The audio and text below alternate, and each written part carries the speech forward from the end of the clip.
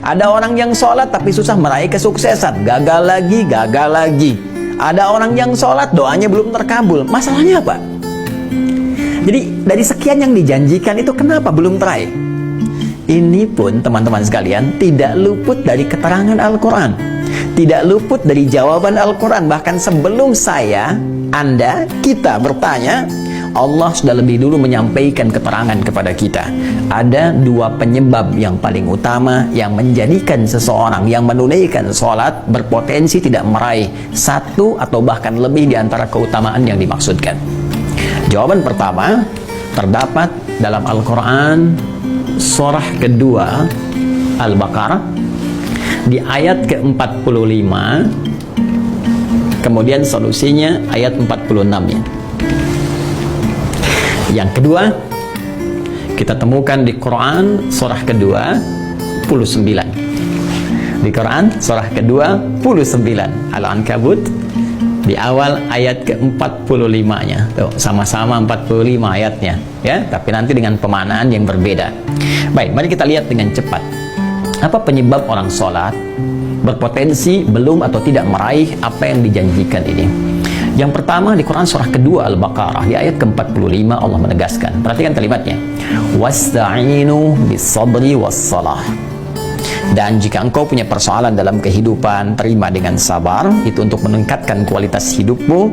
Dan dengan itu kemudian kau bawa dalam sholat, mintakan solusi kepada Allah. Was-salah, tunaikan sholat, minta solusi kepada Allah. Wa innaha lakabiratun illa 'alal khashi'in. Namun penting kau sadari, sholat itu tidak mudah engkau lakukan. Awas, hati-hati tuh ya, ketika Allah menyandingkan sabar dengan sholat dan membandingkan keduanya, ternyata tingkat kesulitan menunaikan sholat itu lebih dibandingkan dengan sabar. Hati-hati. Artinya kalau orang tidak sabar menunaikan sholat, orang tidak serius menunaikan sholat, itu sulit kemudian akan menunaikannya dengan sempurna. Jadi lebih mudah dalam bandingan Al-Quran, lebih mudah kita belajar berikhtiar untuk sabar dibandingkan kita menyempurnakan untuk menunaikan sholat dengan baik, kalau kita tidak serius.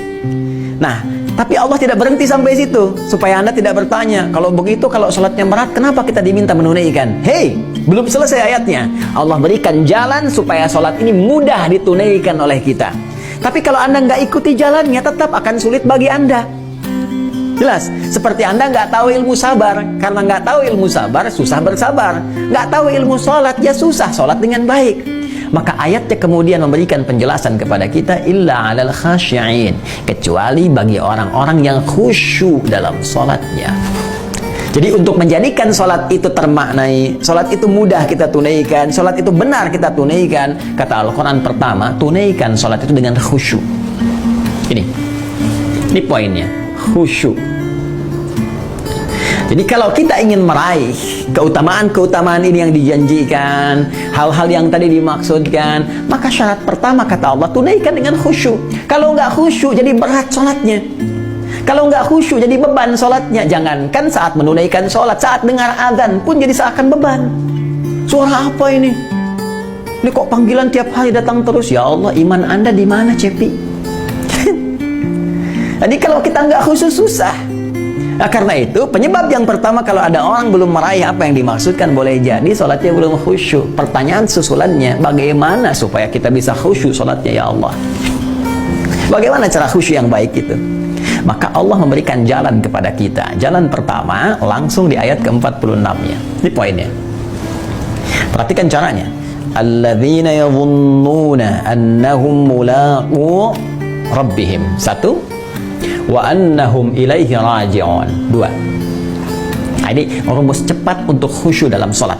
Ya, bagian pertama, rumus cepat untuk khusyuk. Kata Allah, alladzina yadhunnuna annahum mulaqu rabbihim. Orang khusyuk itu adalah orang-orang yang saat akan sholat. Awas, tolong garis bawahi. Ternyata khusyuk itu dimulai fasenya dari sejak akan sholat.